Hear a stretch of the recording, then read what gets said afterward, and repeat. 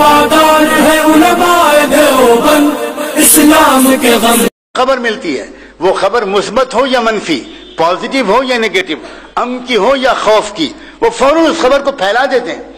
اور آج کل خبر کے پھیلانے کے جو سورسز ہیں، ایس ایم ایس کے ذریعے اور میسیجز کے ذریعے اور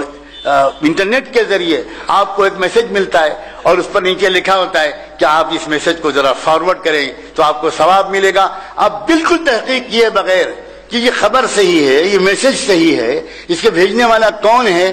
آپ فوراً جنت کی نیت سے اس میسج کو فارورڈ کر دیتے ہیں اور جہنم سے قریب ہو جاتے ہیں. یہ نادانی ہے، یہ غلط بات ہے. قرآن مجید ایک ادب سکھاتا ہے، وَلَوْ رَدُّوهُ، صاف فرماتا وَإِلَى الرَّسُولِ وَإِلَى أُولِي الْأَمْرِ مِنْهُمْ.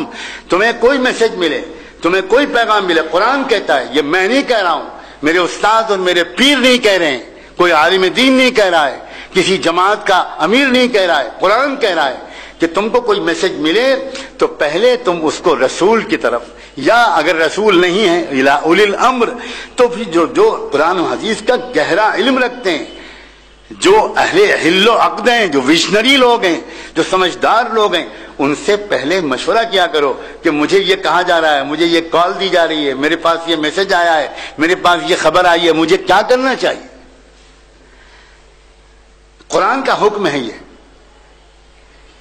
اور قرآن مجید یہ بھی ادب سکھاتا ہے کہ مومنوں کی صفت یہ ہے کہ اذا ذکروا بآیات ربہم لم یخروا علیہا صما وعمیانا، کہ ان کو جب قرآن مجید کے حوالے سے کوئی بات کہہ دی جائے تو وہ اندھے بہرے ہو کر اس پر گر نہیں پڑتے. الٹی بات ہے.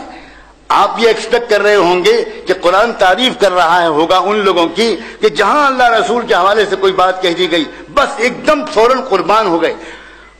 قربان جائیں قرآن مجید کی متوازن تعلیم پر کہ قرآن نے یہ سکھایا کہ نہ